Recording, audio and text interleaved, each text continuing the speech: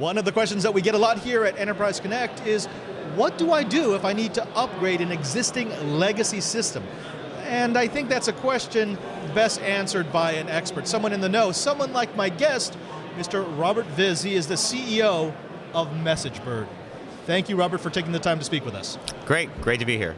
Now, for those folks at home, could you explain to them in an elevator pitch, what is MessageBird? So MessageBird is a cloud communication platform.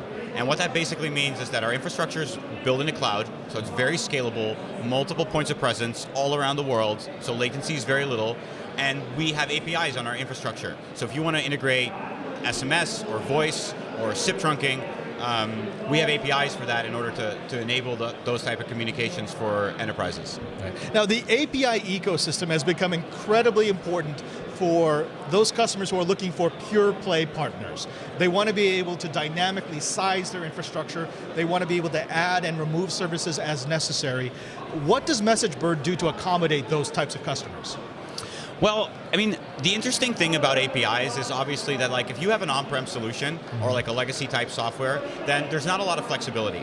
And what a lot of businesses want is they want flexibility. If you look at the ecosystem of communications today, there's so many different platforms. And actually, if you look at that from the consumer point of view, then there's a tremendous amount of platforms, right? Whether it's Facebook or WhatsApp or WeChat, or different regions, you want to talk on Twitter, you want to talk on email. So I think for businesses to accommodate the needs of the customers that they're talking to, cloud communication platforms are a really easy way to integrate that really quickly into your legacy software, so you don't have to do a complete rip and replace. You can just integrate an API, add those tools on, and be ready for the next generation. I'm glad that you're talking about the flexibility of an API-based ecosystem, because I think that lends itself to this question that we're all asking, which is, if I have a client who is heavily invested in legacy, has a system that they've had for the last, God forbid, 30 years, how do you slowly transition them into a cloud-based system? How do you keep them from freaking out when you tell them, we need you to learn these APIs, we need you to start developing your services with these services in mind, because otherwise you're going to be left in the digital dust? Well, the way that we attack the market is we do a lot of integrations with actually these legacy software providers in order to speed up that integration. So it's one thing to have the APIs, but then you need to develop resources in order to actually implement those types of services. So, you know, if you have a legacy type software, then or on-prem solution, hardware even, then I think the easiest way to do it is to go for a cloud communication platform, obviously us, that can enable time to market, because I think that's probably the most important thing. If you look at the ecosystem at the moment, time to market's going to be everything. Yeah. We deal heavily with a lot of as-a-service components, specifically comms platform as a service and UC as a service. There are a lot of people who are starting to see the breakdown of those silos. It's becoming incredibly fluid. You've got vendors who are moving between them, and you have vendors that are taking best of features from both.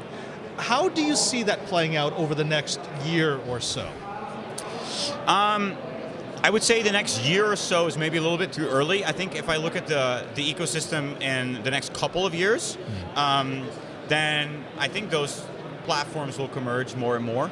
And it's basically the need of the customers, right? Because the customers want, you know, a one-stop shop to handle their communication needs, and all these different platforms make it really hard to like create the best customer experience, because it's all about customer experience, right? That's what everybody's trying to, you know, we're all vendors to, at the end of the day, for consumers to talk to businesses like they would talk to their friends. Yeah. That's what we're trying to accomplish here. So I think as those platforms converge, I think that's inevitable. You'll still have people being very specialized. So I think you'll see more partnership deals, people coming together doing those partnerships, than necessarily solutions that build everything, because you can't be good at everything. You know, that's not the reality of the world. You're good at your spot, you should stay at your spot, but you can work together with other people that are good at their spot, and then together you can have a really good pitch to an enterprise. And then just reinforcing that the importance of the APIs, having those APIs means that kind of integration happens much more readily than in a legacy system. Yeah, I mean, APIs offer all types of flexibility. And, you know, make no mistake, there's also a difference, you know, at the question like be good at, but do what you're really good at. You know, every company will have an API right now, but that doesn't mean, like, the interesting thing about the CPaaS world is that, most of those companies have been built in the past 5 to 8 years, and they are really built on the cloud with the vision of the cloud. It's not a company like you can call yourself cloud and you can call yourself having lots of good APIs. There's a key difference, I think, between these types of companies. So when you're making your choice, make sure that the company you're choosing is actually specialized at that area, and not, don't go with your legacy provider and use their APIs, because reality is that that's not, you're not solving the solution. You're winning the battle, but not the war. And that's a different paradigm, because it does require the end user and the analyst to actually look at what is best of breed. You can take an API from over here, an API from over there. It doesn't have to be from the same vendor. And that's a different kind of mindset. Speaking of a different kind of mindset, the API world has some wonderful advantages, specifically the ability to iterate more quickly, the ability to deploy more quickly, the ability to provision more quickly. But the security side can be seen as somewhat of a detractor. Specifically, it's easier to build a service than it is to build a service that's also secure. How does MessageBird allow me to build out my services while at the same time not exposing any of my systems or networks to breaches? Well, I mean, at MessageBird, we do a lot about security. We were founded out of Europe. We have presence in the US, in Singapore, in Asia, and especially Europe right now with GDPR, which is regulations. So as a European company, we're very forced to be ready for this encryption and all those things. So we do a lot about this, getting the right certifications and things like that. I would say APIs are generally quite safe. You should really look at, data storage is obviously very important. Yes. What's happening to your data? Is it encrypted? Are people updated to the latest security standards? And you have no idea how many times you actually see really large companies that, in terms of like their web platforms, because they're not used to that, actually don't have the latest security standards or the latest protocols in order to do it. I mean, believe it or not, they're still HTTP companies, right? Not HTTPS. I mean, maybe a little detail-oriented, but they exist. So, or SSL-based, or So I think that's where we really focus on. Then, where we've also been very strong is on the actual connectivity layer. So, sending that message, making that voice call. We integrate with carriers all around the world directly. So we have about 225 directs into carriers, covering about 180 countries, which is basically the entire world. And that's really important, because if you're using a vendor that's using a sub-vendor that's using a sub-vendor, then the security risk is that you actually don't have end-to-end control over what's happening to your data. Right. So the pitch that we make, and why we've been successful at deploying our services in very large companies, is that if you use MessageBird, we go directly to the carrier, and that's the last mile to the carrier, instead of using a sub-vendor on a sub-vendor where you have no control over your data. And let's be honest, if you're going to have a security problem, it's not going to be with the API of your CPaaS or your UCaaS.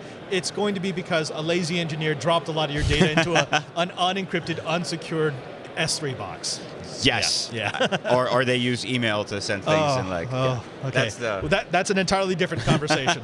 One last bit, and that is, as you look forward to Enterprise Connect 2019, as you look forward to growing MessageBird, as you look forward to seeing it expand, especially over in Europe, what are your hopes for MessageBird?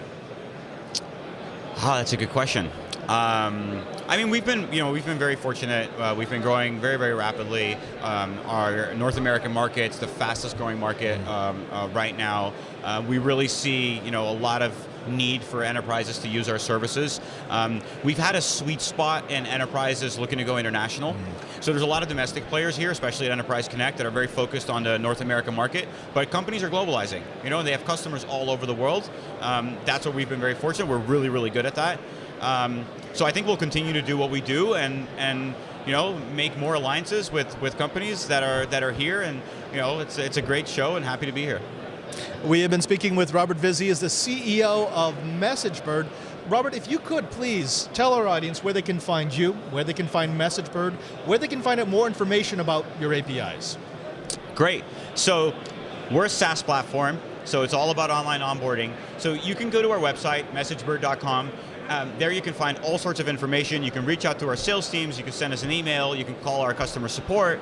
We are 24/7 globally, so you always have somebody to talk to. But the best way, go to the website, you can create an account. And the interesting thing is you can actually set up a lot of these services online. So you can create an account, integrate our API, do online SIP trunking. There's all sorts of stuff that you can do on a SaaS platform that you would never be able to do with legacy software. So come to our platform, play around with it, and I'm sure you'll be happy. Robert, again, thank you very much for the knowledge, and thank you for watching. Don't forget that you can always find out what else is happening at Enterprise Connect by clicking on the videos around this video. I'm Father Robert Ballecer, the Digital Jesuit. Stay tabbed.